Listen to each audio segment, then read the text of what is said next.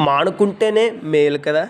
గమనించాలి. అబద్ధమును నిజము అని నమ్మించి దేవుని ఆజ్ఞలను అతిక్రమించేటట్లు చేసి చివరికి మనిషి నష్టమును పొందుకునేటట్లు, మనిషి నాశనమును పొందుకునేటట్లు, మనిషి శాపమును పొందుకునేట్లు చేసింది సర్పము.